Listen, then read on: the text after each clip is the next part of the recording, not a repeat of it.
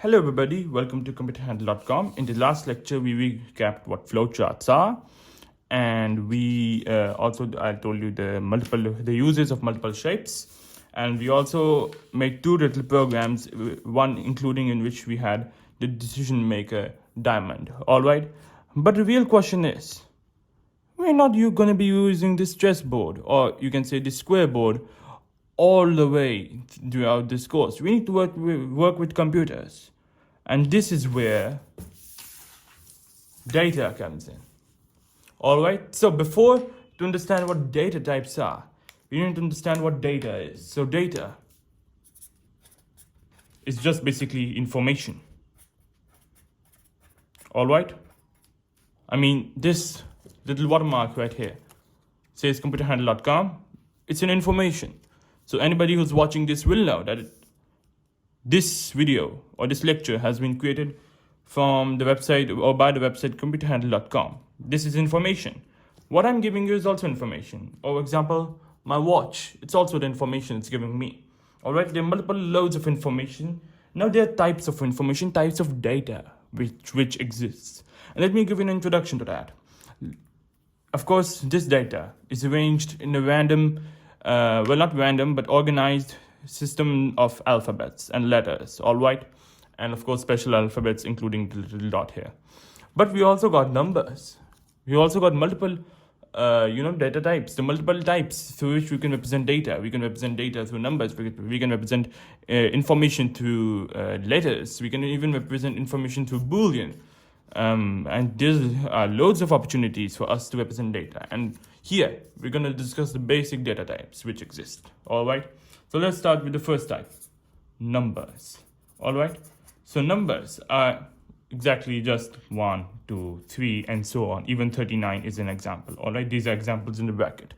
But we can't really call it numbers in computer science, all right? There are multiple names, and this is where we're going to use those names. So firstly, we have an integer, all right? And you might heard this from your maths lecture, that an integer is a number which can be positive or negative, but cannot be in decimals. It can only be a whole number. Well, it's used in the same sense right here. An integer can only be whole numbers, all right, but negative. Also, all right, this also includes the number 0, all right? And then we have another one. It has actually multiple names. I'm going to write all of the multiple names right here. We call it real, which means it's a real number. We can also call it a double. We can also call it a float.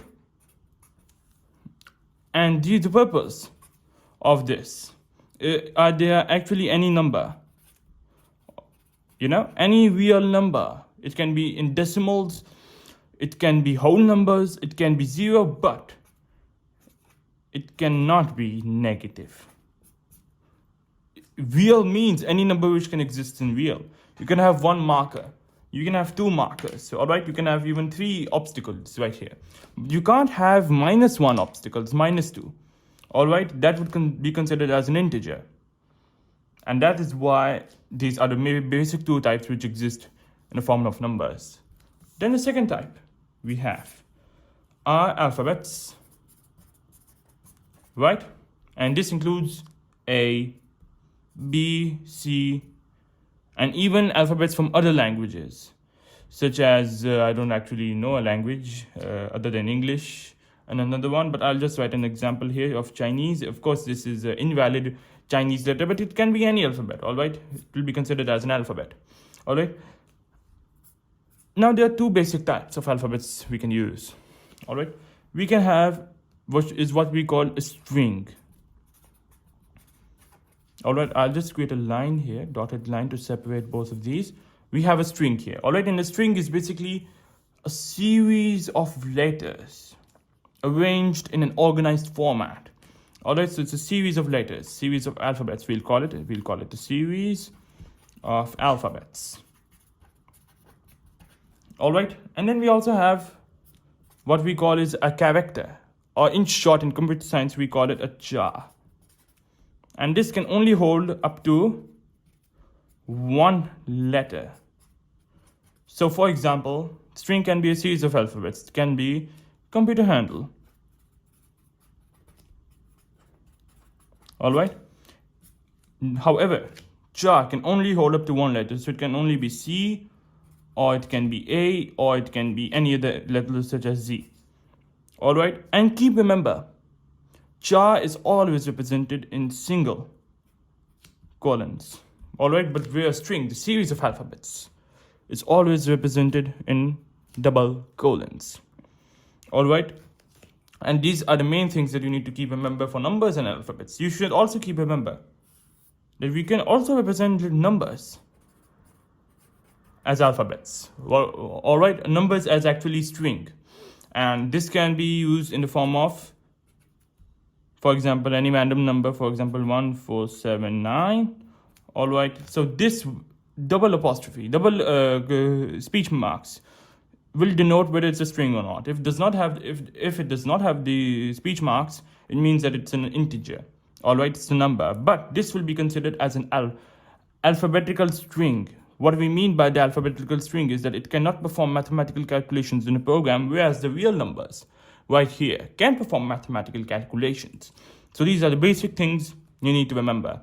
All right, then we have the last data type. It's called Boolean. Boolean is essentially just yes or no. What we mean is that, is the sharpener here? No. Is the sharpener here? Yes. No, yes. No, yes. This no, yes thing is what we call a Boolean. So it's just yes or no. All right. So for example, let's suppose that you have a pen. All right. Do you have a pen? Yes. Do you not have a pen? No. In computer science or in a program, we call this data type Boolean. All right. And it's just, again, yes or no. All right, so these are the three basic data types that we need to keep remember while we're studying computer science and the basics of computing. But there are also other data types which exist, which may come to use later, but I'm not going to discuss them in really detail because, of course, it's obvious. And another data type, of course, which can exist is time in the form of date and time. All right, and of course, date can be in the format, for example, 24/6/2023, and time can be in the format 12/05, and the number of seconds, let's suppose it to be 49. And this is also the data type which exists, but this will come to minimal use in this lecture, in these lectures. So that's why I just gave you a quick introduction to it.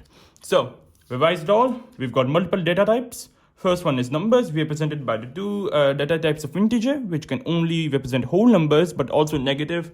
It includes 0. And then we can also represent real or double or float numbers, which actually represent in any real number. It can be in decimals, but it cannot be negative. All right. Then we have alphabets, which is essentially a series of alphabets, or can be even a single alphabet, which is a jar. All right. These, for example, are series of alphabets. Come here. All right, and then at last, and we also have to remember that double speech marks are used to represent a string, and string can also be a number.